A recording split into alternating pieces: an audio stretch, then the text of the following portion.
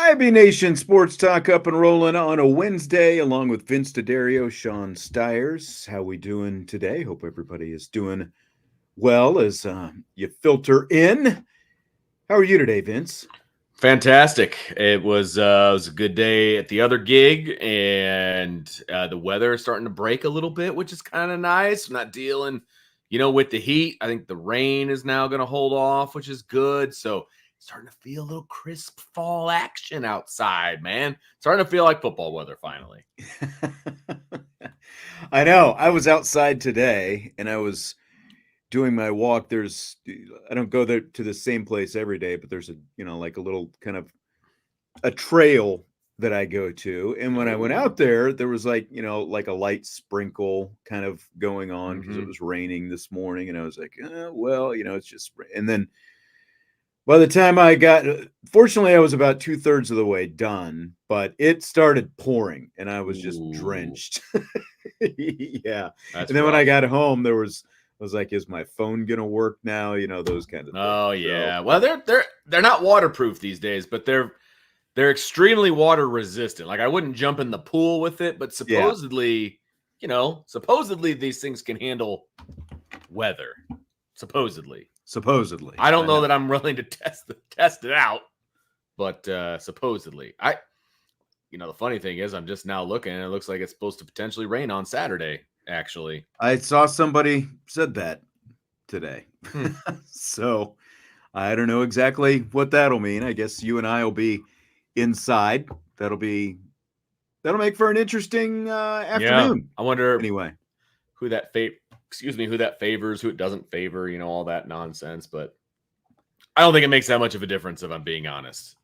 So I don't either. I don't think Louisville is going to be like an air raid, air it out type of team. So, according to the fan base, Leonard sucks at throwing anyway, so it doesn't really matter. Oh boy, run the ball. Vince is coming in hot right away. I was easy. I was going back and forth, after Monday's show, we had someone post on the boards that we were talking down to Notre Dame fans for a good deal of the show. And I just wanted to say that it was not my intention, to talk down to anyone. Vince, on the other hand, I think you fully intended just to talk down to everybody all night long. That's probably accurate because I'm just so sick of it. And to be honest with you, one of the administrators in the school district, we had a meeting this morning. He watches the show and, he enjoys talking Notre Dame and everything. And we're in the middle of it, like an administrative meeting. And he leans over to me and he's like, they should start Angeli. And I just look at him. He just starts laughing because he knew what to say to get my goat. Yeah, basically. And, that's all it took. That's all it took. Ruined the rest of my day. No, I'm just kidding. No. Father David says, Vince talking down to the audience. Comforting makes the world feel normal. Mean, there you have it. There you have it. Oh, yeah. It was. I I don't know if it was intentional talking down, but it was definitely intentional trying to get my point across for the 1 millionth time. And that's the thing. I'll say, I'm not saying this as an excuse, but I was pretty worn out on Monday, and the conversation just with Leonard just seemed like it didn't want to end. It feels like it's kind of run its course a little bit. Yes. I guess we'll find out exactly, to what extent it's run its course this weekend, if it's just going to pick back up again, or if there's going to be some people who are at least placated for a little while, I guess. I think, depending on the outcome of the game on Saturday. And to be honest with you, Sean, I don't even know if the outcome matters. It's like the manner in which the outcome comes across, right? Because apparently the outcome of the last game didn't matter, that they won by 25. Right. So I'm curious. There you go, Vince. You're just talking down again. Dang it. You're just talking down on people. That's all you're doing. Notre Dame is favored by 6.5 in this game.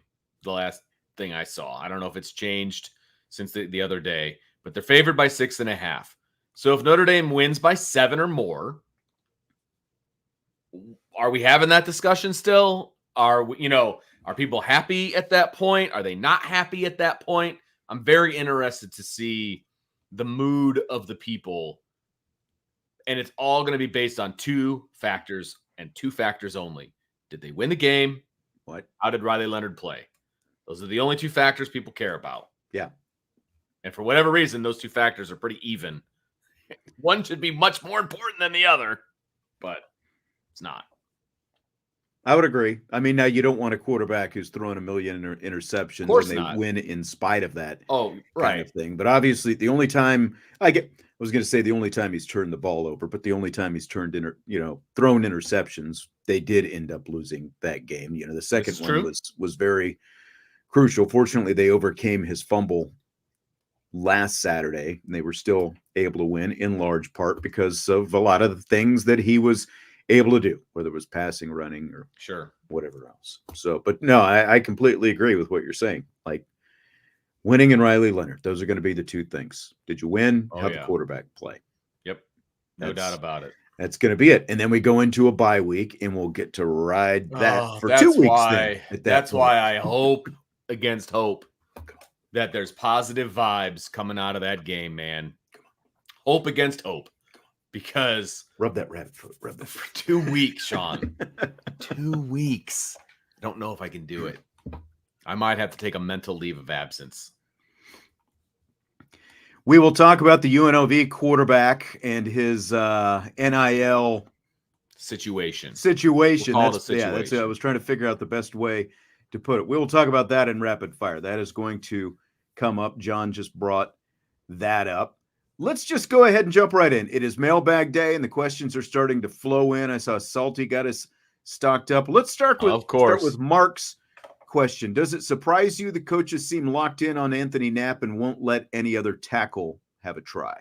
Well, we don't know what they're doing in practice. There may be plenty of guys trying at practice, and maybe it's not good enough. I mean, I don't know that means that they're locked in. You don't have to try out a guy in a game to know whether or not they can do the job. And if they're not, like, you've got starters, you've got second team, you've got third team, right? And I think, Sean, you've said this in the past when we were talking about who was going to replace Jagsaw and all that, right? They're going to have to prove something in practice before you're just going to throw them into a game situation. Right. Correct. So if that's not happening in practice, then I don't anticipate that it's going to happen in a game. Looking, Anthony Knapp is the starting left tackle, and on the depth chart, Tosh Baker, who's now healthy again, is listed as the number 2. So maybe that answers your question right there, because no one was happy with the prospect of Tosh Baker before Anthony Knapp overtook him at the end of training camp, right? No one was excited about that prospect. So if that tells you anything, because Absher was over there for a little bit, he's obviously young too. There just aren't that many viable options. And if they're, as you just said, if they're not able to demonstrate in practice that they can at least be as good as Knapp right now, you're not just going to throw them out there in a game and say, hey, see how you can protect, especially considering the teams that you played the last couple of weeks. Like 2 weeks ago against Purdue, the reserves at least got in. So guys had a chance to at least put something on tape on game day and show what they can do and that kind of stuff. So it's not an optimal situation to have a true freshman as your starting left tackle. But again, Charles Jagsaw was supposed to be the starter and he got hurt, and there's just not much you can do at this point. Tosh Baker is still here, and he, the more that you look at his situation, it's obvious that he's around for depth, and that's all that he is right now. Yeah, is depth at the moment. I mean, that's unless he, like I said, unless he does something in practice that makes the coaches say, "Oh, well, maybe we'd be better off if Tosh was in there." then he's not going to be in there. You know what I mean? And that's Right. just where we're at right And now. look, like the difference again, like Knapp can at least move his feet. Like Knapp's gonna get out there and move his feet and give you pretty good effort. Whether he consistently makes the blocks that he needs to make, you've seen what the results of that is on Saturdays so far. Baker has a much harder time moving. Yeah, I mean, and to be honest with you, for me, Sean, here's what it is for me. So you've got run blocking for Knapp is pretty much up here. Pass blocking is down in this range. Okay, with the middle being like even. So we're kind of like right here. I think Tosh kind of brings it a little bit closer. I think it's a little bit more even, Steven, with Tosh. And so at that point, then it's a judgment call by the coaches. Do you want something that's really, really good and then something that's not great, right? Or do you want something that's, average across the board? They have decided, at least up to this point, that they want a guy, because they are a run-first team, they want a guy who's going to be really good at run blocking. He's at least going to be an above-average run blocker. And they'll figure it out from a pass, situation. So that's kind of where, again, it's a judgment call by the coaching staff. And I do think Tosh Baker would be better in pass blocking, but I don't think he's as good, run blocking. And coaches have made that decision. Speaking of which, from Andre, biggest questions on the offense and defensive line and how they play this weekend. I mean, again, the biggest question about the offensive line is, can they pass protect, particularly on the left-hand side? I mean, that's the biggest question mark. Right now, Riley Leonard is not comfortable with his left side. No matter what he says verbally, we can watch how he plays. He's not comfortable when he drops back to pass with the left side of the line. So that's my biggest concern. Can they incrementally get that side of the football or that side of the line better? They need to get it better, right? And so that's by far the biggest question. Defensively, it's the interior of the defensive line. Can those guys be more consistent / dominant? I think you're getting pretty good play from the outside on both ends, but I don't think you're getting consistent play on the inside. So biggest concern defensive line is the middle. Yeah, those specific things, I agree with everything that you said. Specific to Louisville, like if you look at last year's game, on both sides of the ball, they just need to play with more fire and more physicality than what they played last year against Louisville. Louisville just whipped them up front, and Notre Dame has got to be the one delivering blows in this game. I mean, they have at the very least shown so far this year that they can get up for bigger games, and that's what they need to do now, because they obviously consider this a big game, and they've got to show up and just be physical on both sides. We were talking a little bit about Riley Leonard yesterday, and specific to that interior defensive line, both those guys need to be more physical. Like, they have it in them, but they've got to show it. And Louisville's defense has 26 tackles for loss. Now, I still, it's hard for me to fully gauge this Louisville team, because they've played an FCS team, they've played a lower level group of 5 team, and then of course they played Georgia Tech last week. And even though they beat Georgia Tech, in terms of numbers and all that kind of stuff, the way it was a lot closer game. They had to score a defensive touchdown, they had to score a special teams touchdown last week. To beat Georgia Tech. So I think that if Notre Dame can sort of be the instigator and just take it to Louisville on both sides of the line of scrimmage and not let them be disruptors with those 26 tackles for loss that they've got, like, Notre Dame's going to be in pretty good shape Saturday. Yeah, no, I agree completely. And I think that last year we had a lot of question marks about the drive and the want to of the offensive line. This year, I don't have those concerns. When I watch it back on film, it's not a matter of not trying hard and not firing off the football and not being aggressive as far as being an offensive line, right? It's assignment, and it's moving your feet, and it's, some things like that in the pass game. And so I do think that they're going to come and attempt to bring the fight to Louisville. I do think that. It's just, can they limit the mistakes? That's going to be the biggest thing, because Miami was doing a pretty good job of doing some twists and doing some different things defensively that were confusing the crap out of the left side of the line, especially when it came to pass drops. And so they're going to have to get that fixed up, because the guys that are going to be doing these line games for Louisville are better than the guys doing the line games for Miami. Mm-hmm. And so they're going to have to get that stuff figured out. I think that they're going to come out and they're going to fire off the football in the run game, and they're going to be aggressive, and they're going to do all of those things, because I don't think that they're going to let what happened last year happen this year. It's that you can give me all the effort that you want, but if you make mistakes on a consistent basis, you're still going to lose. So they need to clean up those mistakes. But I agree with everything that you said. Sure. That they need to show that on a consistent basis, and I think they will. Just can't make those mistakes, man. Yeah. Going back to Anthony Knapp, Joe was asking, I just saw it kind of at the top of the comments, if Knapp has made any improvement, any progress. And, like eye test, I think says no. And then like when you look at the Pro Football Focus grades, he's actually gotten a little bit worse since the season started. He had a grade of 25.3 pass blocking in the opener. It went up to 59.9 against Northern Illinois, but then 33.1 against Purdue and 22 last week against Miami, Ohio. So, he those didn't play well. Grades. Yeah. He didn't play well last week. I mean, you can't even really sugarcoat it. There were obviously some run plays where he dominated and things like that, but he didn't play well. And, sometimes guys don't play well. And the problem was Pendleton played worse. So they can't both play poorly on the same day, because that really hamstrings you and makes you one-handed, and that's not good. Yeah. From Salty, how much of a negative effect has Leonard's unavailability for spring and summer workouts had on the Irish passing offense? More than I anticipated, to be perfectly honest with you. I mean, he was around for summer.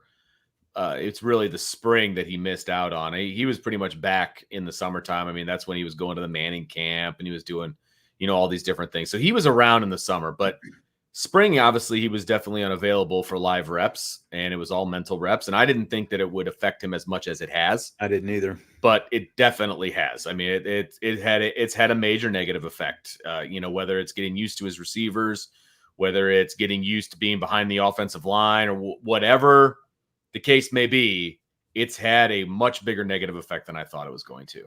Yeah, me too. And just being in a new offense, I think, and all the familiarity, with the new receivers and all those different things. Like you said, some of that was taken care of in the summer, but there's still a difference between doing that in the summer and actually being out there, with Denbrock and like having it, going over film, all those different things that you do. It's one thing to look at a playbook and just know the X's and O's and watch film with everybody else. It's another thing to have film of yourself and to have everything that you do, good and bad, critiqued after every practice, which they do over the course of the spring. And I just, all those factors I think have added up. The only kind of positive is his play did improve last week. So can he keep it improving now? Because it's like he's kind of got his sort of catch-up phase now. He's got 4 games under his belt. Like, is that are we going to see a more consistent Riley Leonard now going forward, or is it going to be, peaks and valleys and stuff like that? Hopefully not.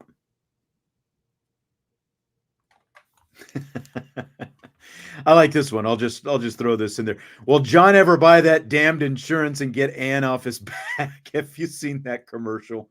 No, it's on the NFL. So. I think it's on NFL Network. Oh, that's why. All the time. It's the wife nagging John about, like, this guy just had a heart attack. Do we have, life insurance? John, you got to get that life insurance. Oh, man. It's an instant. They don't play it as much as they used to, but it's an instant mute button from me as soon as that commercial. That's hilarious. Comes on. Yeah. Boy, that's quite the demographic. Because that's what a man wants when he's watching TV, is to hear a wife nagging at another man. That'll get the job done. I noticed Vince is completely quiet on that.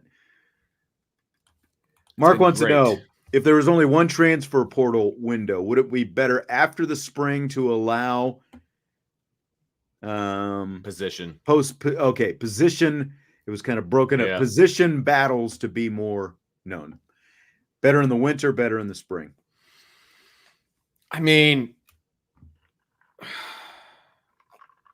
if you're not ready to say who your starter is in the spring, then you're not ready to say who your starter is in the spring. I mean, you can't operate as a coach in a manner that allows the kids to have the advantage. How about that? I don't as much as possible, right? Yeah, I mean, as much as possible. Yeah, look, you got the UNLV situation, you got the Jaden Mickey situation. You know, this is going to become more and more common as we move forward because of the way, you know, football is going and sports in general.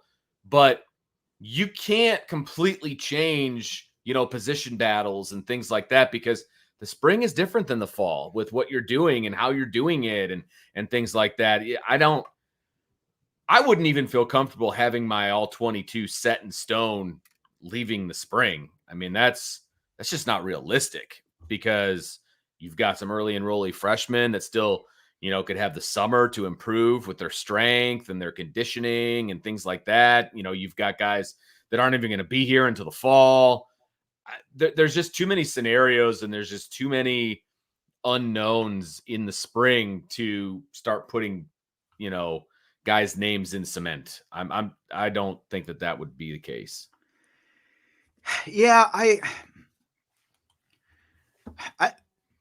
there are pros and cons to both. Honestly, I like having both. I don't know if coaches like having both a winter window and a spring window, but I think if you're going to eliminate the spring window, you're just going to see more guys enter the portal in December. You know, now do they find homes and stuff like that? Like the benefit of the winter portal for the player is you can make your decision, you can find your new school, and you can go join up with that new school in the middle of January and be there for spring practice and go through spring practice with your team, just like Riley Leonard intended to do last year. You know, if it weren't for the injuries. At the same time, there's another benefit to the player after having gone through, you know, some of those position battles. Like, well, if things don't work out, I can still transfer at the end of the spring. So that's why I just think you're going to see even more guys enter the portal in December. Oh yeah, for sure. Yeah, and it's honestly, I feel like you still need the two windows, but I guess, you know, you got to do what you got to do, and they're gonna narrow it to one because there's gonna be plenty of guys out there that if you do narrow down your depth chart in the spring, there's gonna be guys that want to get the heck out of there. You know what I mean? And so you're gonna see less battles, you know, figured out in the spring now that there's no portal in the spring, right? Isn't that when they're gonna do it? They're gonna have the portal in December only. And they're not going to have it in the spring, right? So it's going to be even more wide open, I think, in the spring than it ever has been because they don't have to. You're here. You're stuck. Yeah. And I think from, you know, again, like from the coaching standpoint, I don't think that they're necessarily going to mind that. It's just, especially if you're in the playoffs in December and you're dealing with, you know, portal guys and everything, you're both trying to prepare for a game and you're still finalizing your early signing period recruiting, and you're going through, you know, like some guys are going through coaching staff change and all that different kind of stuff, and you're preparing for games, and just there's so much. And that's why I'm a little surprised they, you know, like if they were going to pick one or the other, they didn't just move the portal to the spring. Yeah, but no doubt. That's not the way they opted to go. Again, I feel like there needs to be two because you're going to have guys that know that they're going to leave after, you know, they know they're going to leave their team. Why are you forcing them to stay for spring? Right. You know what I mean? So having one at the end of spring doesn't make a whole lot of sense. Yeah. You know, because now, like, if you come out of spring practice and you decide, man, I'm third on the depth chart, what's the point in staying here? You can't. There's nowhere to go. Nothing. Like, you could leave the team if you wanted to, but you can't go join another team because of the way the portal is set up. Yeah. You can't join the portal, you know, go to the portal again until the following December. Yeah, that's wild. That's wild.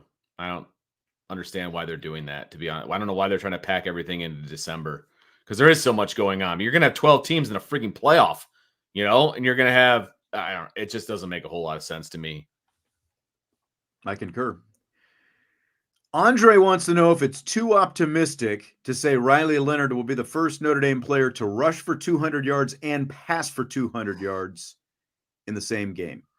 Is that too positive? Man, that's really positive because that's just a lot of possession, to be honest with you, to have that much yardage.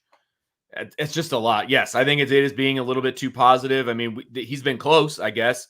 He's had over 150 yards rushing and like 125 or so passing, but I still think you're possessing the ball an awful lot, and I don't know that there's anybody left on the schedule that you're going to be able to do that to. Maybe the service academies, but your possessions are limited against those guys. Mm-hmm. So I don't know if you're going to even have the opportunity to do that. And let's not brush the service academies aside, because between the two of them, they're undefeated. So none of them have a loss, and Navy actually dominated Memphis, who beat Florida State. So at this rate, man, they're going to come out and they're going to beat the crap out of Louisville and lose to Navy. Like that's where I'm at with this team right now. Yeah, this is not the year to be overlooking service academies. No, that's for sure. But no. The question, I just think that it's going to be too tough for Leonard to hit both of those marks in the same game. Like the 143 yards that he had last week is his career high. Like that is the most that he's ever had. Now he pops another run here or there, and he's got a 200-yard game potentially in him. But it's what complicates it is you've got two great running backs as well. Right. I don't see him being the guy who's going to hit 200. Like I could see him around where he's been and also have 200 passing yards. Sure. If the game turns offensive, and that's the other part of it as well. You still have to remember that other side of the ball and like Notre Dame's defense and how much that dictates.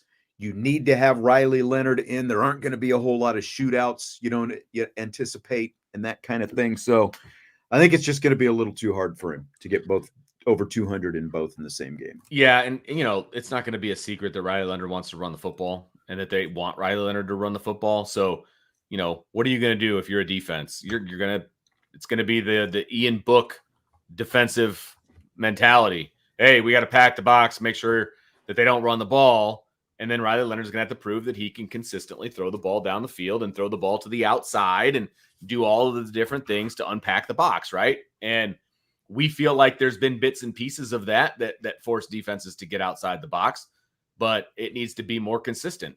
And until that happens, it's going to be really hard for Riley Leonard to get 200 yards. That's a lot of yardage on the ground.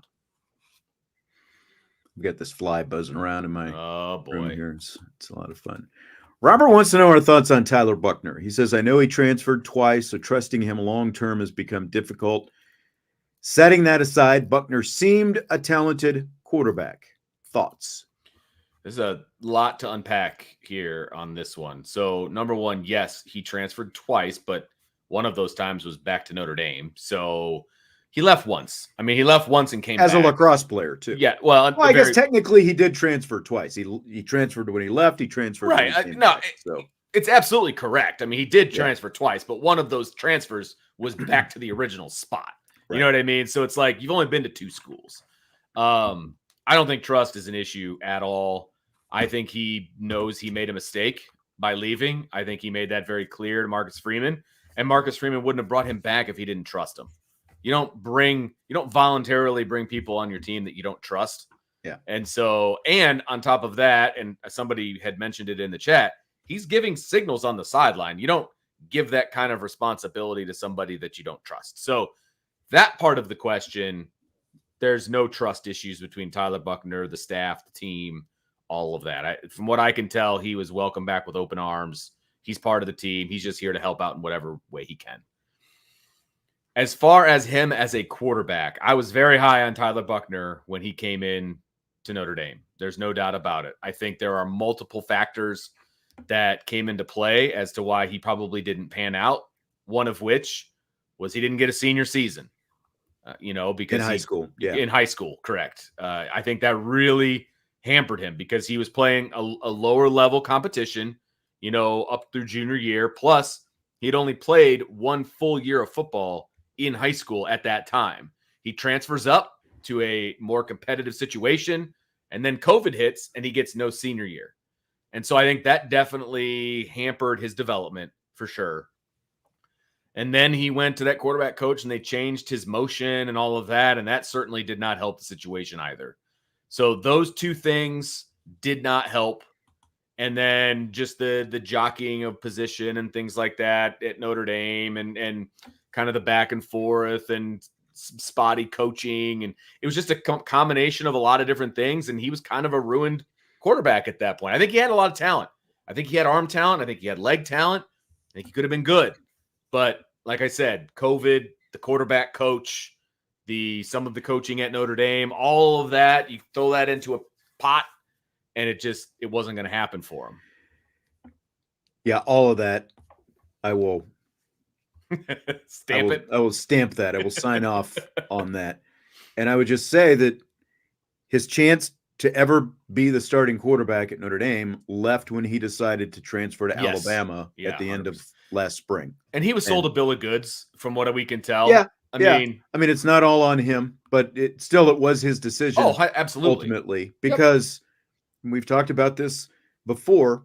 Had he stayed, he would have been the number 2. He would have gotten number 2 reps all of last training camp, all of last season, ahead of Steve Angeli. And, that was his real, last chance at being a developmental guy. I don't know what kind of reps he got at Alabama with 3 quarterbacks down there last year. And obviously, ended up sticking with the guy.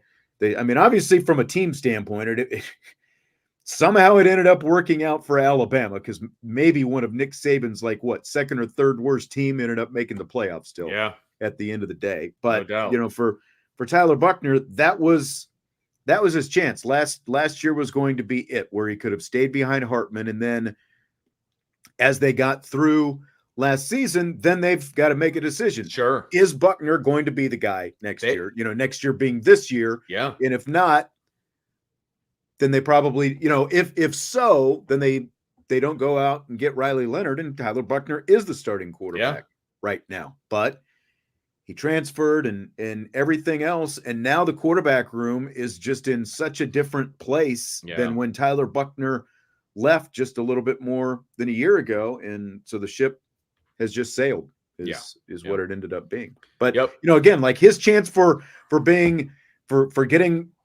the finishing touches development was last year as the number 2 behind Sam Hartman, but that's not what it ended up being. And I would have loved to see, a year under Gino Guidugli, and what he might have been able to do with Tyler Buckner and maybe adjusting some of that arm stuff and, getting him. Because look, he made some massive mistakes in the bowl game that he played in. There's no doubt about that, but he was also dynamic as well. Mm-hmm. It was very Riley Leonard-esque, right? Let's be honest. It's very Riley Leonard-esque. And I think that if he would have stuck around, there's a good chance he's the starting quarterback this year. Yeah. And, whether that's good, bad, or indifferent, I think that's a definite possibility. And so him leaving brought Riley Leonard here. There's no doubt about that. So, he could have gone someplace else and probably been the quarterback for somebody else this year, but he wanted to come back. Right. That's the other thing. Yeah. And he obviously came back as a lacrosse player first, and now he's a walk-on football player. So, so if he really wanted to be a quarterback, he could have gone someplace else, most likely. Are you kidding me? If I'm a coach at a bit of a lower level, and he said in his letter that he wrote is that he had opportunities to go elsewhere to be a quarterback. There's plenty of places that would have taken him as a quarterback. Well, just the fact that he was a quarterback at Notre Dame and Alabama. Yeah. That's gonna open doors for you everywhere. Oh my gosh. Just right there alone. 100%. Yes. Salty wants to know top 3 priorities for the Irish during the bye week. I guess you want to recover any kind of bumps, bruises, injuries, things like that. You want to hope that Gabriel Rubio maybe can come back after the bye. You want to hope that maybe Billy Schrouth can come back after the bye. You want to rest those guys and get them as much rehab as you possibly can. Get those guys back. I mean, honestly, that's always the number one priority of a bye week is getting everybody healthy. For me, number 2 is going to be making sure you have the best options on the offensive line, whatever that means. Whether that means, okay, Billy's coming back. Is he going to come back as the right guard? And then is Rocco, is there a chance that he moves to left guard?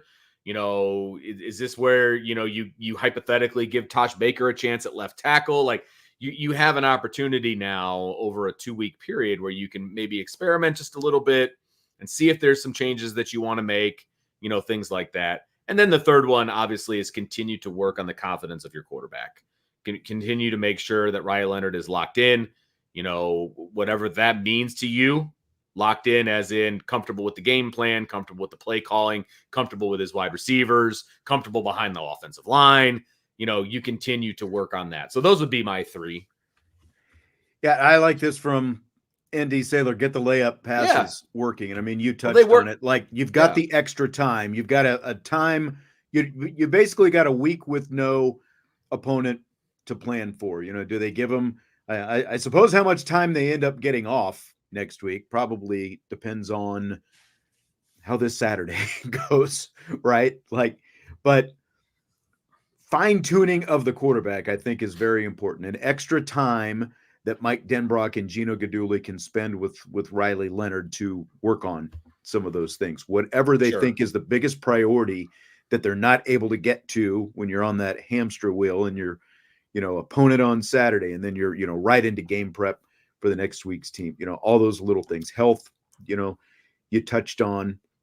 And I would say, I think most teams will say that they're continuously doing self-scouting, but I feel like that is something that you can also kind of make sure that you're on top of if they don't already feel like they're on top of that, to make sure, like from a tendency standpoint, and those kind of things. And that's what all those analysts should be doing on a regular basis. But you're absolutely right. I mean, that's what the bye week is for as well, to kind of take a step back, and make sure you're not predictable in your play calling and all of those different things. There's no doubt about that. And look, Riley Leonard hit the layups against Purdue, but he wasn't throwing the ball down the field. Then the next week he's not hitting the layups, but he's throwing the ball down the field. So it just has to put it together. I mean, that's really all that we need to see, and we need to see it in 3 days, 4 days, whatever it is.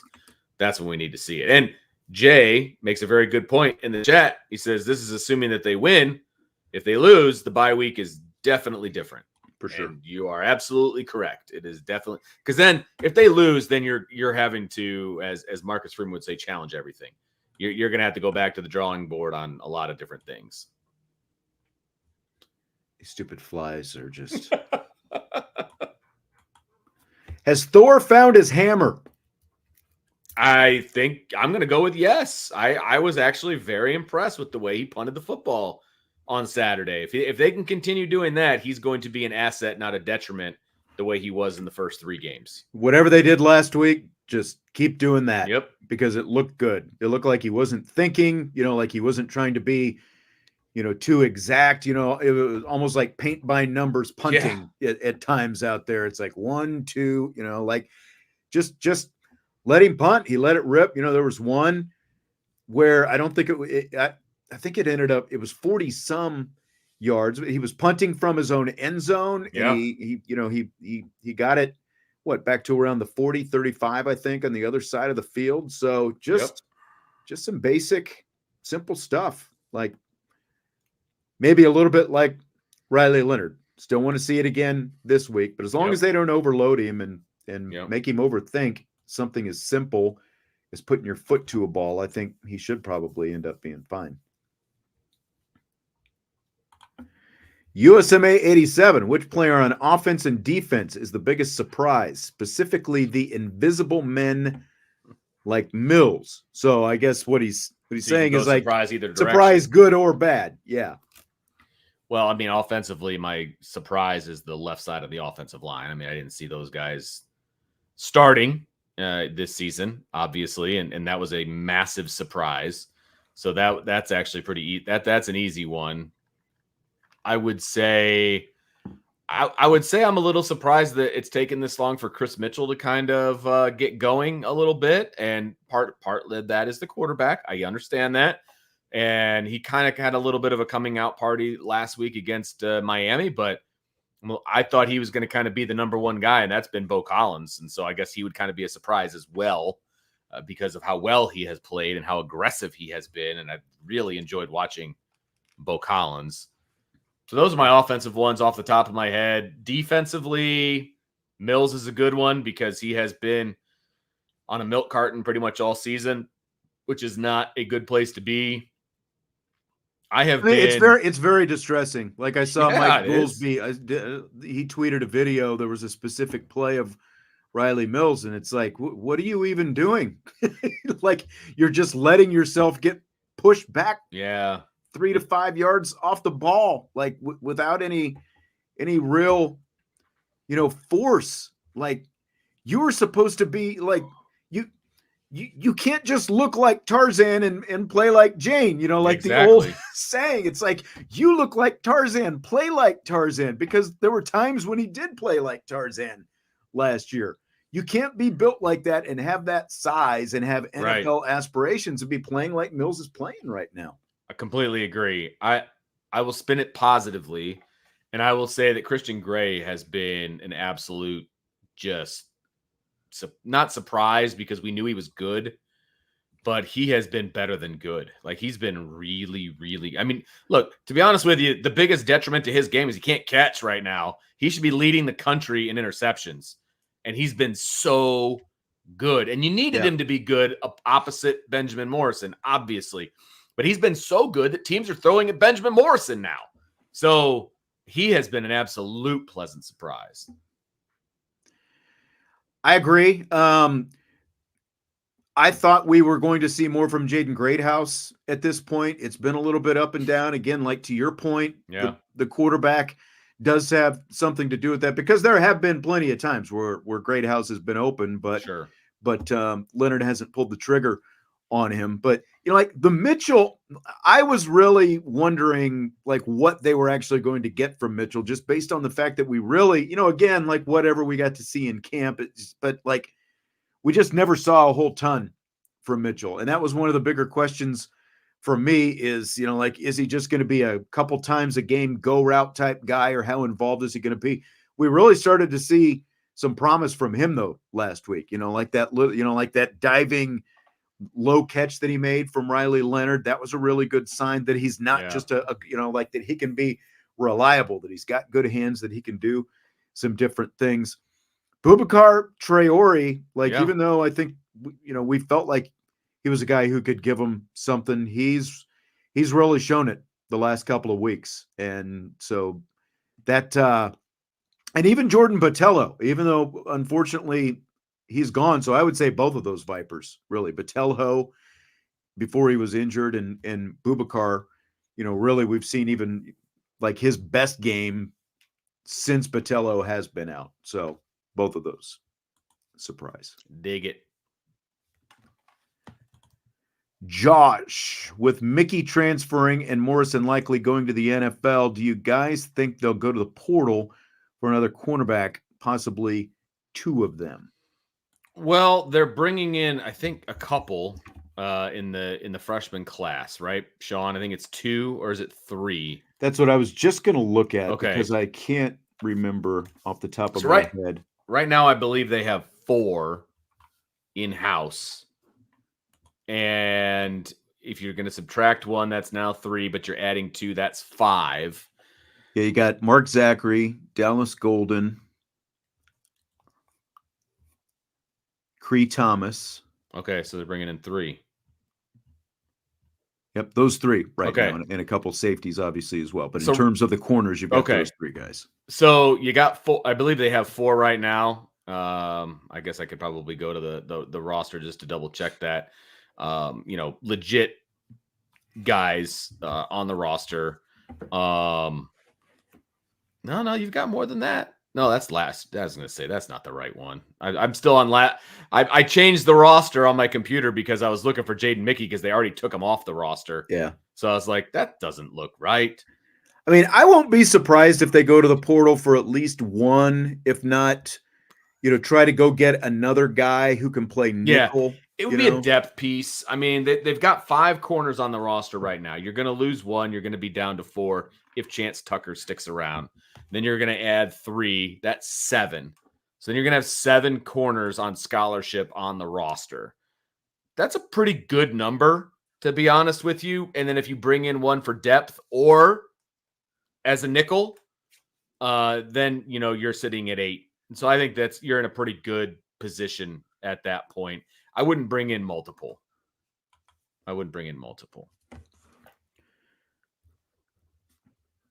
Yeah, unless again, one of them is like a Jordan Clark type guy whose main job would be nickel, that kind of thing. Like, so you've got him and then one additional guy as well. Jay is asking concerns of someone throwing Jeremiah Love a bag this offseason and losing him. 2 different things. One, I think Notre Dame, all signs are pointing to they're doing a good job with NIL, and it doesn't seem like a big concern. That said, I think there's always a concern that because there's a lot of poaching that goes on, depending on the amount of money that someone throws. I think that it's always going to be a concern for anybody, that it could happen with anybody.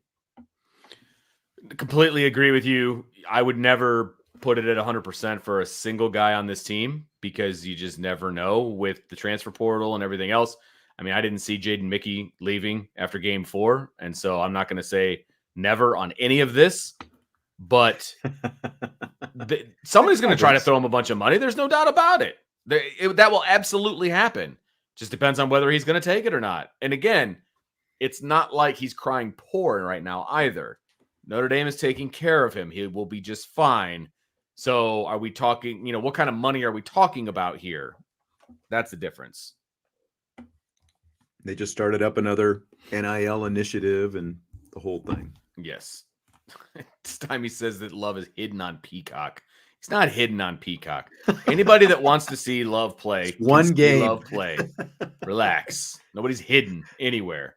I mean, even against 2 what should have been bad MAC teams, he was on national TV on NBC. Like, that was the first time Northern Illinois, by the way, has ever been on national broadcast television. There you go. Against Notre Dame. And there's plenty of other teams. If you look at the teams in the SEC, for example, they have games where they're on like ESPN Plus or the SEC Network. Yeah, exactly. And you've got to have a subscription to watch SEC Network.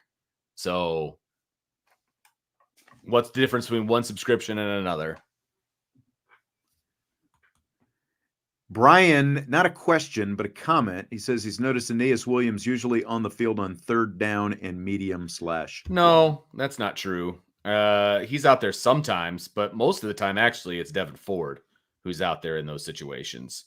So they're kind of splitting some of those reps, I would say, but Devin Ford is out there way more often than Aeneas Williams. Those are the 2 main 3rd down backs, though. Yeah. Agreed. Yeah. And that, we'll get to some of the Jeremiah Love touches stuff in rapid fire, by the way, like how many times he touches the ball and stuff like that. Interesting comment from Mike Denbrock, I thought, last night that we will talk about.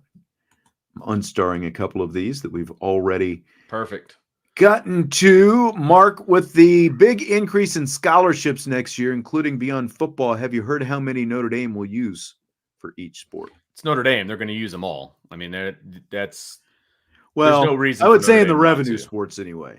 Fair. That's fair. What they end up using, I think that will be a question in some of the non-revenue. That's fair. In other conferences, it's going to be a conference decision as to how many scholarships are used in each sport. Obviously, Notre Dame doesn't have to worry about that. Well, they do in every other sport except for football. And so the ACC may say, hey, we're only going to use 30 of the 35 scholarships in baseball. And so 5 of those guys can be walk-ons, just as an example, right? I don't know the answer. It's not like they're going to come right out and tell us what that answer is. Football will use all 105. I can guarantee you that much, because they will. There's no reason not to. There's no reason not to. They're literally paying for guys to be on scholarship with NIL money at this point. There's no reason that they can't all be on scholarship. Well, yeah, and I mean, you've got to have extra bodies. You're not going to have walk-ons anymore. So you've got to have extra bodies around. And everyone, if you're going to have 105 guys on the roster, each one of them has to be getting some scholarship money. So, and I don't think you can split up the scholarship money in football. No, you can. You can. Yeah. Are you sure? Yeah. After you get the extra 20 can be split up. Yeah. That was part of this deal. Like the 85 are still full.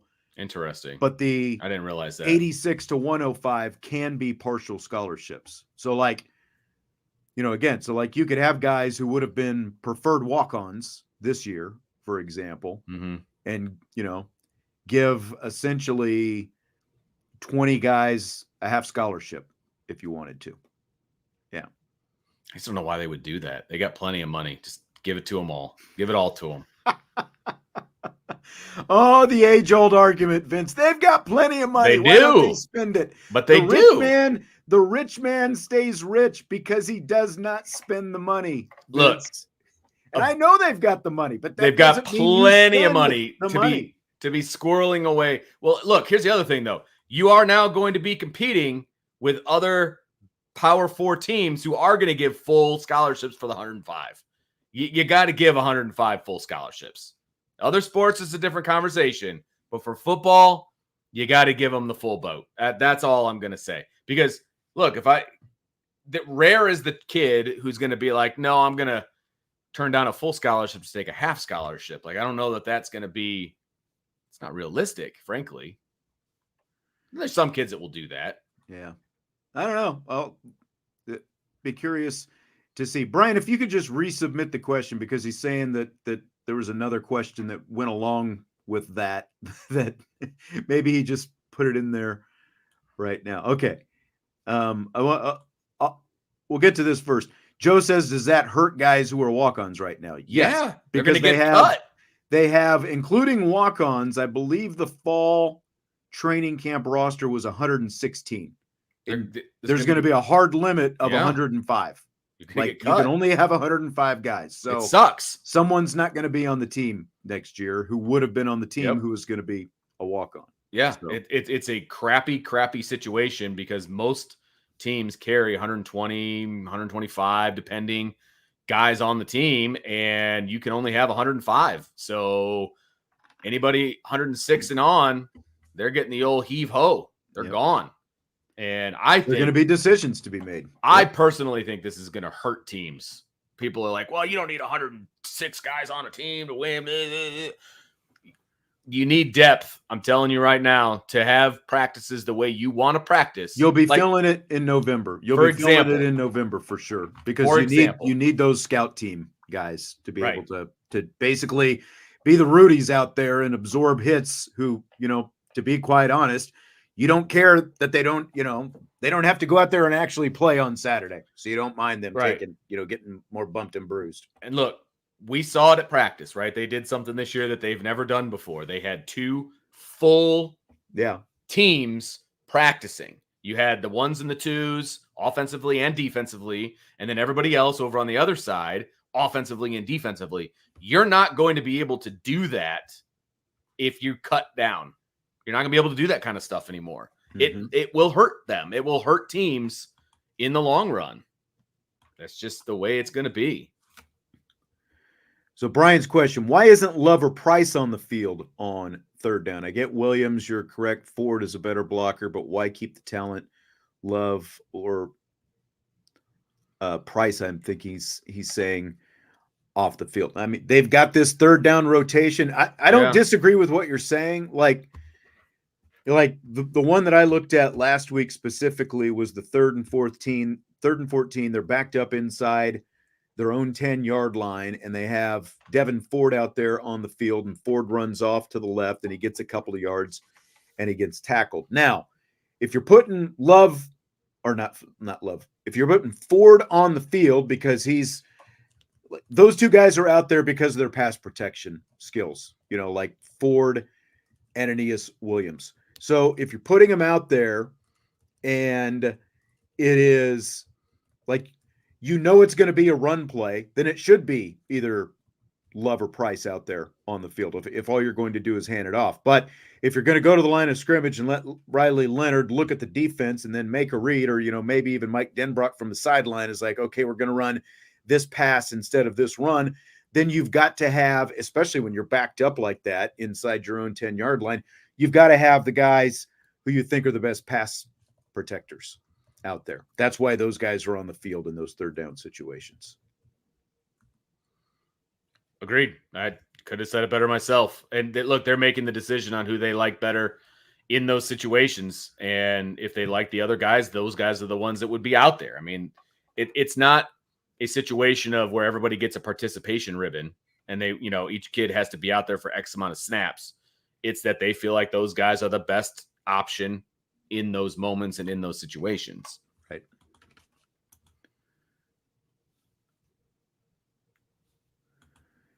Do you want to talk about Deuce at all? Like, I don't know much more than what everybody else knows. I mean, all I know is Salty wants to know if we think he's going to remain in the class. I don't care. How about that? Look, I don't want to diminish. He's a talented kid, obviously. And if he wants to go to Auburn and fail, then he can go to Auburn and fail because they're going to expect him to start right away. He will not be ready to start right away. He's a good to great quarterback talent. He's not ready to start. And Notre Dame told him that.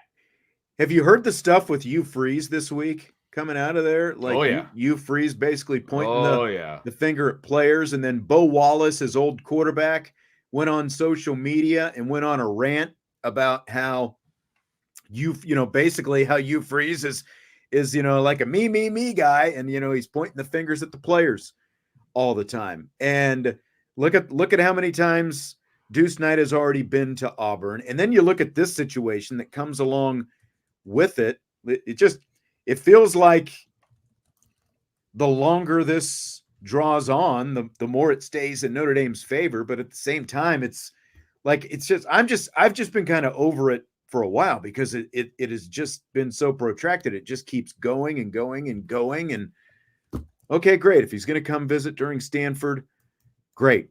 But how many times were we told that an announcement was imminent, that he was going to flip, and he hasn't flipped? If I was Deuce Knight, though, I wouldn't want any part of Auburn. Oh God, no. Just based on everything that you see and hear out of there. No, not at all. I mean, we've got a listener, Robbie, who's from here, but he was a walk-on down there at Auburn. So maybe he can fill us in on, even some more details. I think he usually listens after the fact. So maybe Robbie can fill us in on the Auburn scenario. I just think that Notre Dame has been very honest with Deuce from the beginning. They were one of the first ones to be on him early on in the process. And they told him, look, you're going to be a project and we're going to develop you. We can give you the tools to be developed. And I think Auburn's pitch is different. It's like, you're amazing. You're going to start right away. I just don't think that that's the case. You know what I'm saying? Like, I don't think he's going to be successful in that regard. And just, we'll see. We shall see.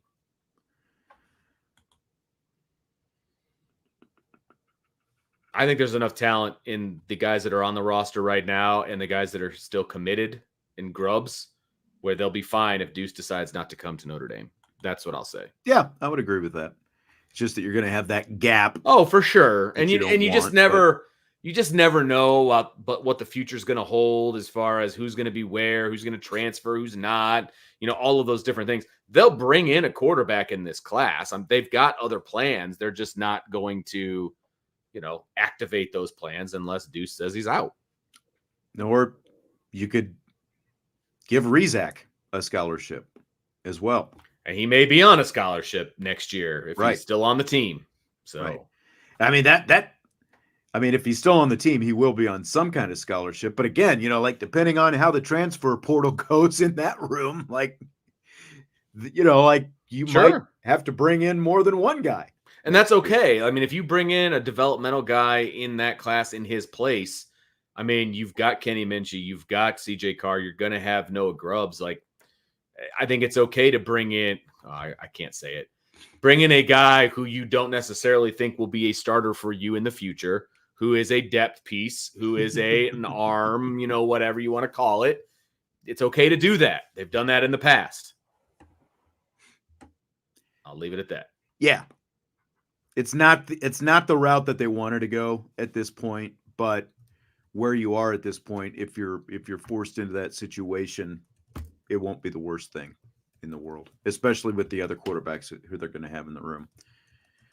Should the winner of the Bama-Georgia game this weekend be the odds-on favorite to win the college football championship?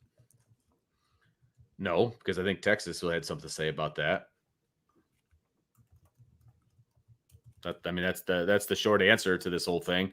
I think Texas is better than both of those teams. So as of right now, I agree. I think they're at least better than Alabama. I think we're going to find out a lot about Alabama this weekend. I agree with that. Yeah. We're going to find out much more about Alabama than what we're going to find out about Georgia. So, yeah, I don't think it's on. I mean, especially since Texas is part of the SEC now. I agree. I think that the winner of this game is definitely going to be in the playoff at the end of the season. But I don't think that they're necessarily the front runner to win the national championship, because you've got teams like Texas, you've got teams like Tennessee that somebody just brought up. There's Stymie brought up Tennessee. Tennessee's been pretty impressive so far, and USMA 87's right. Texas is looking pretty tough as well. One more from Andre. Game wreckers, offense, defense that we're not talking about. I hate when people ask questions about what we're not talking about. I know. We talk about everybody.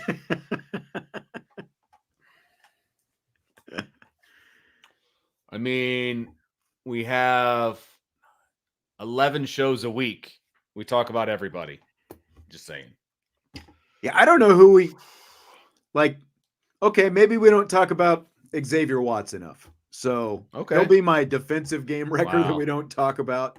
Way to go out on a limb. No. Well, I mean, I know you're absolutely right. We don't talk about Benjamin Morrison enough either. So I'll say that he'll be a game wrecker. He'll have a pick in this game that will turn the tide. Okay. How about that? Okay. That is a limb. Offense. I mean, you've got the big three, the two running backs and the quarterback. And then the quarterback. How about, I haven't really seen a go ahead. I was going to say, how about Mitchell Evans? They claim he's back to 100%. We're talking about the layups. I think he could get hit with a few layups. So I'm going to go Mitchell Evans. Game wrecker. He's someone I thought of, but again, we just haven't seen it so far. Connor Laws, I like your vote. Jordan Clark, I like that one a lot. Okay, there we go. He might be right now the most underrated guy on the defense. I think that's a really good one, Connor. Jordan Clark has played exceptionally well. Like every time you look up, the guy's just out there making plays. Yeah. Like swatting balls away, diving all over the place, all that kind of stuff. So I think Jordan Clark is a really good answer for the defense. That's as under the radar, I think, as you're going to get at this point, because like you said, Vince, we talk about everybody. So I don't know how anyone, we could not be talking about otherwise. Yeah, right. And with that, I'll ask you, are you ready for rapid fire?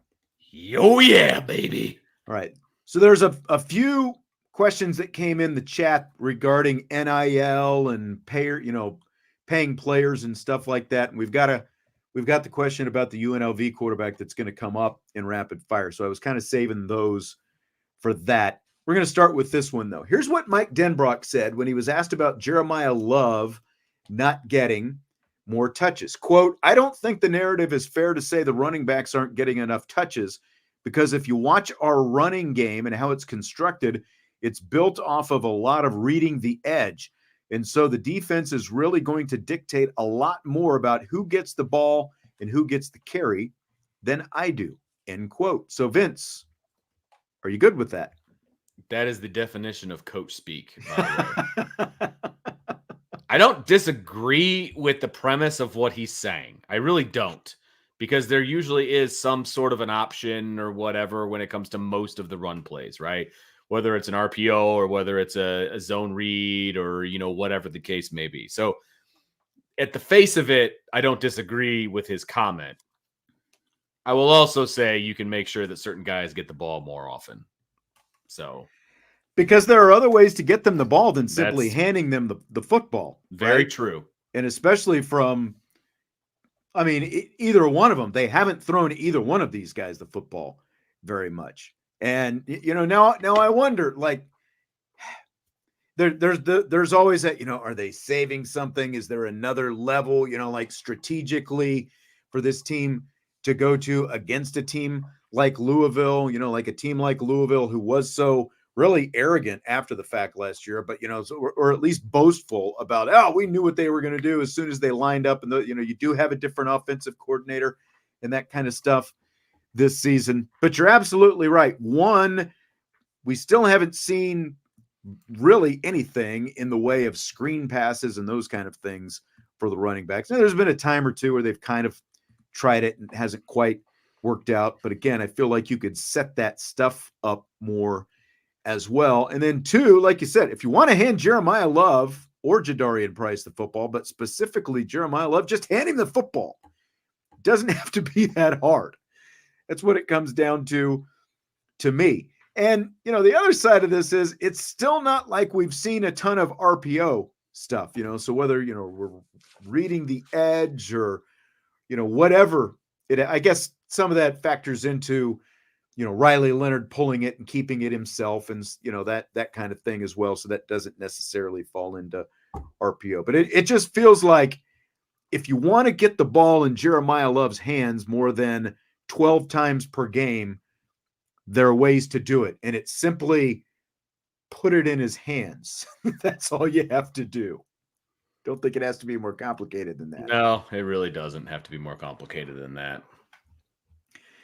Fill in the blank. It's blank that Al Golden says he had to get on his guys this week about not playing through the echo of the whistle in games at times this year. I love the fact that even after the defense has been playing overall pretty darn well this season, that he's still getting on them about the little things. And that and playing to the echo of the whistle is a little thing. Like, being aggressive, just the little things about technique and then the little things that, like, 100%. There's no doubt about it. I think the fact that he's hitting the little stuff is very, very important. It's going to take this defense to a whole other level. Yeah. To me, I guess I looked at it the other side. One, the defense has been playing fairly well, but like this comment came up kind of talking about, getting after some loose balls and stuff like that. But like, look, there has been, like, when you look at, I think the defense has played at a more consistent level than the offense. And I'm just talking about, like lack of lethargy and that kind of stuff. But the fact that you kind of have to remind guys at times, it's a little bit distressing to me, especially when you've played 2 games at home so far. And, look at, like, it was a flat first half last week against Miami, even though, again, the defense played well. So don't get me wrong. I'm not putting it on the defense, and again, you had good defensive effort overall. I felt like against Northern Illinois, but they needed to just make plays a little bit more.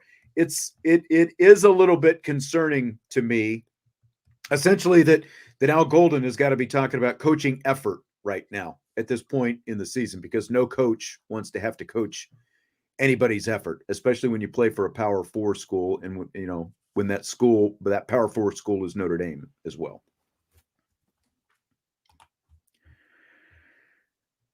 Fill in the blank. As of today, you feel blank about this Saturday's Louisville game. I feel really confident, and it's not blind confidence. It is confidence in that I do really feel like Marcus Freeman's going to have this team up and ready to roll for this game. And his MO has been teams are up. His teams are up for big games. This is a big game. There's no doubt about it. And so I really don't have an issue with this game. I might have an issue with other games on the schedule, but as of right now, for this game, there's going to be external motivation by Marcus Freeman. There's going to be internal motivation based on what happened last year to these guys. So just a little self-pride, right? Notre Dame's going to come out hot on this. They're going to come out on fire. They're going to come out enthusiastic. They're going to come out aggressive. And I think they're going to dominate Louisville. I really do think that. I hope I'm right, but I wouldn't have this kind of confidence if they were playing like Ball State. That's for sure. Feels like you just made a series of guarantees there. Oh, boy. After I was not trying to give guarantees about some other things. Succession. Bada-boom, bada-boom, bada-boom. I did. They're going to do this. They're going to do this. And they're going to go inside and they're going to go outside. And I'm cautiously optimistic. I feel pretty good about it, but there's just so much lingering uncertainty based off, again, the ups and downs of what we've seen these first few weeks in the season. And then you do have last year as well to go off of. Like, I have no doubt that last year should be a big motivator for this team, but exactly what that means, I don't know. Like they sure looked like a different team against USC last year than the year before out there at the Coliseum. I'll say that, but you got a night game, you got a different atmosphere. And that's kind of like, look, again, started off the show talking about people ticked off that, I don't know specifically what exactly we allegedly talked down to people about, but was it because, like we talked about the lack of real energy inside Notre Dame Stadium out there Saturday afternoon, that there could be a little bit more, that it's like, okay, you bought your ticket. If you really want to boo your own player, go ahead and boo. I know that's, kind of how you justify that stuff. But like I said, okay, rather than booing your own guy, how about you make your home stadium an actual hostile environment for the visiting team that has to play in it? So, like, are we going to actually see some of that Saturday? I sure hope so, because I think that could go a long way, because Notre Dame does tend to feed off that, it seems like. As most teams do. Right.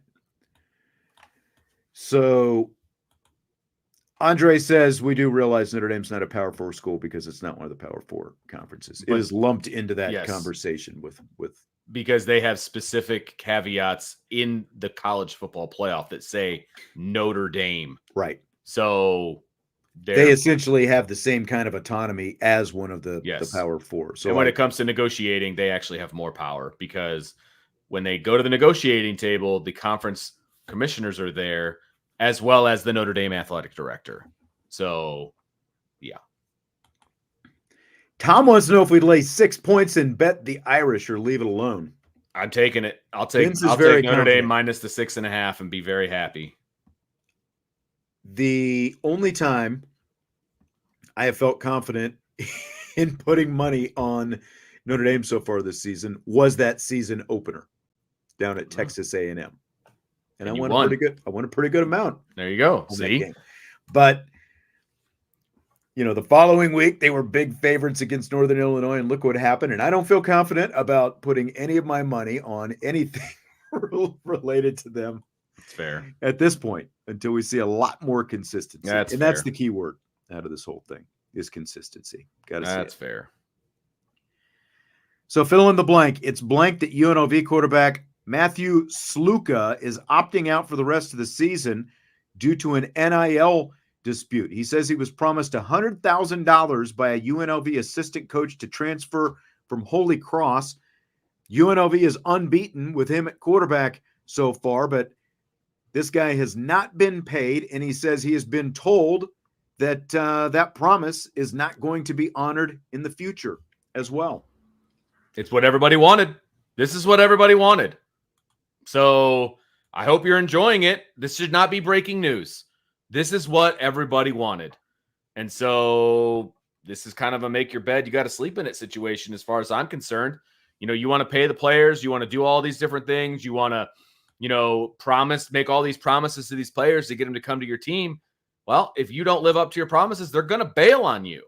And that's exactly what happened. And by the way, Sean, I don't know if you've seen on Twitter, the running back left too, because he didn't get what he was promised. So 2 guys from UNLV. Michael Allen also entering the transfer portal as of this afternoon. And, look, I don't have a problem with the players doing this. I don't either. Like, I really don't. This guy, I think this is his 5th year. It's either his 5th or his 6th right now. He played at Holy Cross.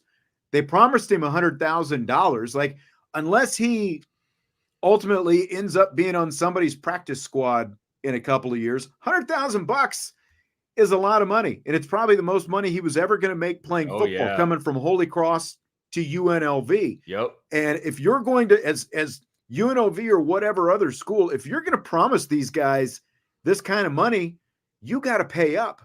And I think they should be held accountable, to be honest with you. Absolutely. These coaches need to be held accountable. That's absolutely right. They should have to, there should be some sort of hearing on this whole thing. And if these coaches made these promises and they're not following through on these promises, the player should have gotten it in right yet.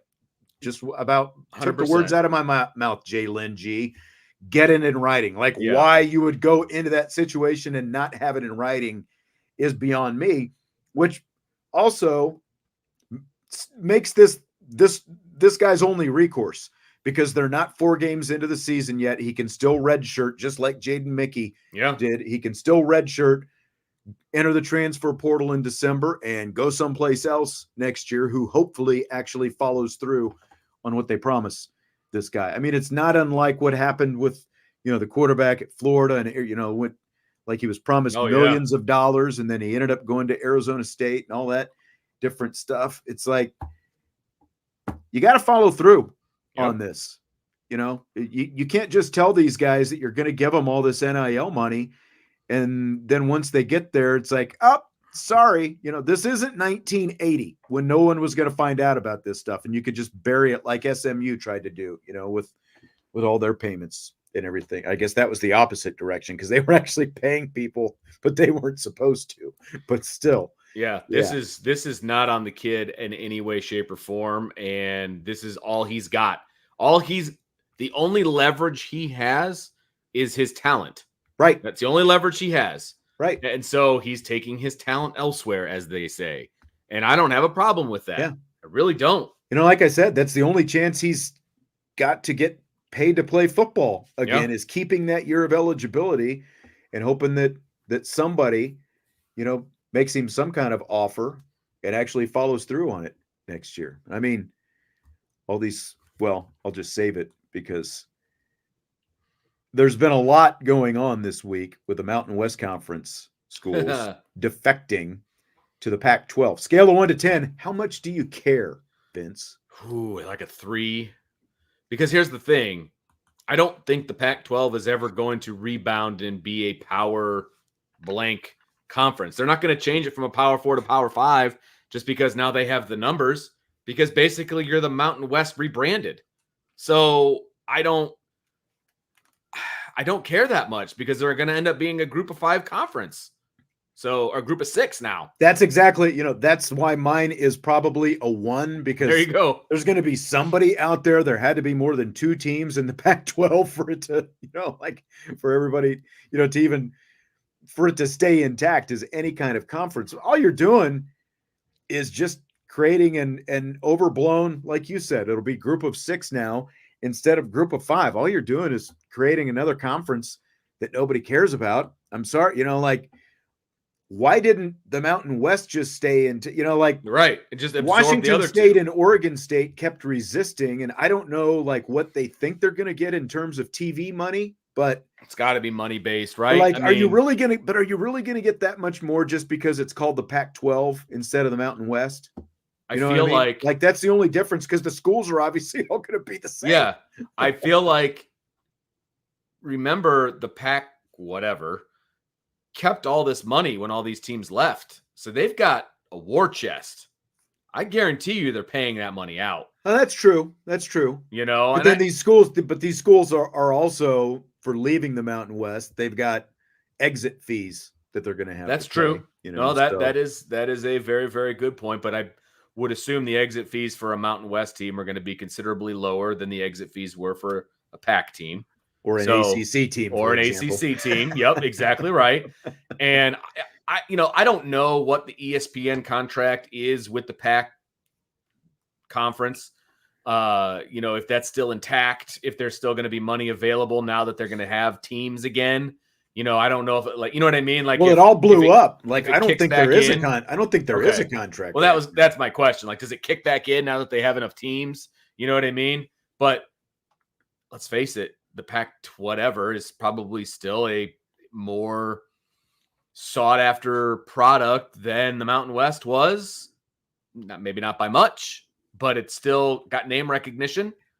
So they'll probably still make more money. Pac-12 sounds better, but it'd be like the Pac-8 again. Yeah, I mean, whatever it is. I don't even know how many they're up to now. When Utah State comes to town, like, not much of a TV draw. Yeah, so this is true.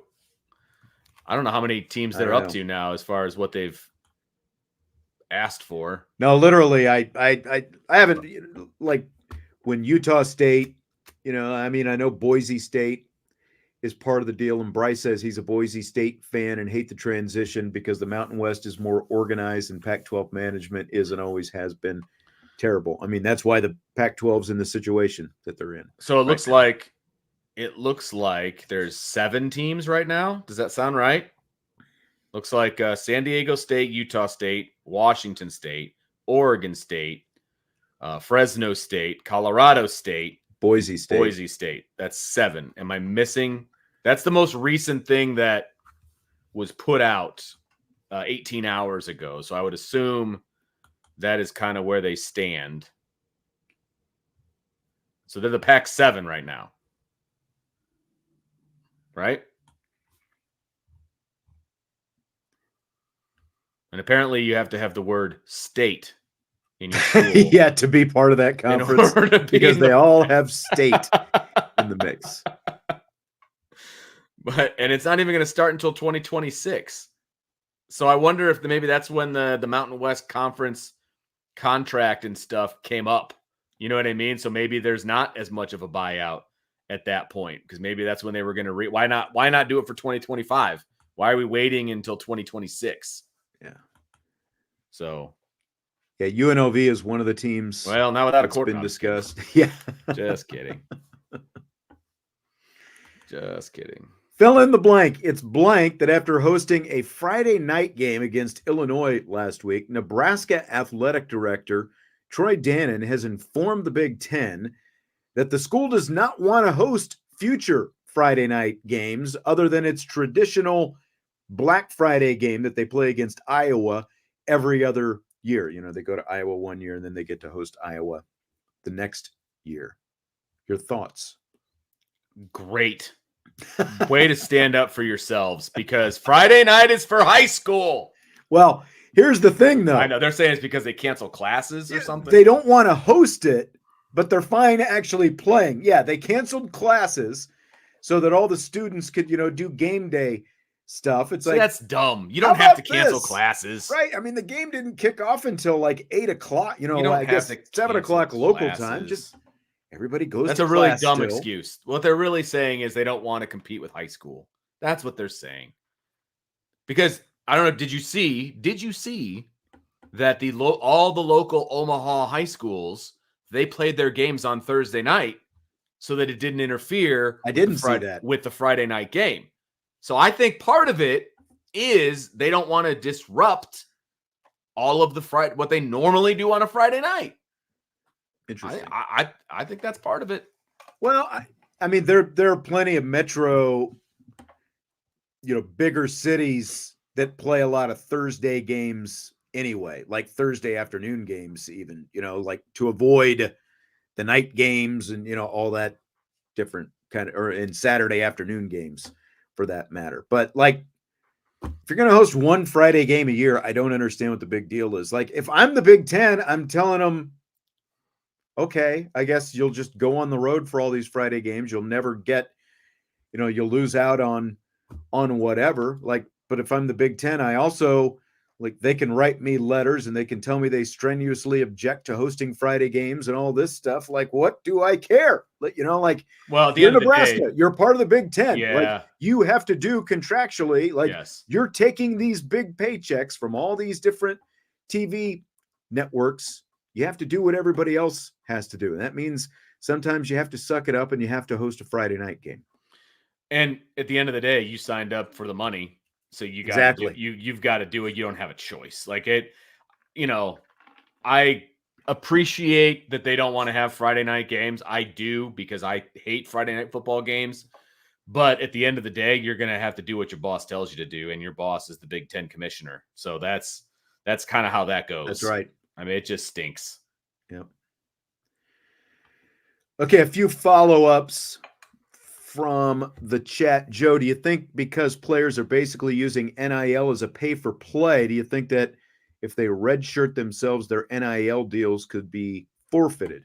Well, but the thing is, they're not getting their NIL deal. That's why he redshirted himself, right? I mean, most of the times these guys aren't redshirting themselves, right? This is a unique situation. So do you think I guess, Joe, my question to you would be, are you taking the money away from Jaden Mickey because he's now redshirting at Notre Dame? Whatever money he was making, does he have to pay that back? Well, now? And I think what he's saying is, like the school or, whatever would say, hey, we gave you this deal contingent upon you were coming here to play, but now you're redshirting. So we're going to hold out. Right. Like that kind of thing. In theory, I do not disagree. But if we're talking about the UNLV kid, he didn't get what he was told he was going to get. So that's why he's redshirting himself. Like most kids aren't coming to a school, taking the NIL money and then redshirting themselves. Right. Like that's not really so in theory, I do agree with Joe. There are extenuating circumstances like Jaden Mickey, for example, right? Where he is getting NIL money and he's not going to play for Notre Dame the rest of the way. Do you take that money back? I guess I really don't know the answer to that. I don't either. And I guess part of that depends on, because there are agents involved in everything else. Like, are there stipulations in whatever agreement that was made that says you have to play X amount of games in order to actually cash this check? You got to protect yourself on either side or whatever else. Yeah. But there are plenty. Most everybody on scholarship at Notre Dame is getting some kind of NIL money. Even the walk-ons are getting some NIL money too. There are different levels of how much they're getting, obviously. So like in that particular case, like obviously, if a guy was going to enter into an NIL agreement and then he comes to whatever school that he happens to go to and he gets hurt and that ends up with him redshirting, not fair. Yeah, exactly. Right. But at the same time, you're not going to throw a boatload of money at a guy who's going to come and who you think is going to come and end up not starting for you, right? And so even if he doesn't end up starting, like he's number 2 on the depth chart, you're not going to say, well, you're not starting, so we're not giving you that's not fair. NIL. I mean, look, I came and I gave it everything I got. That's not my fault that you're not starting me, or I mean, it is because you're not better.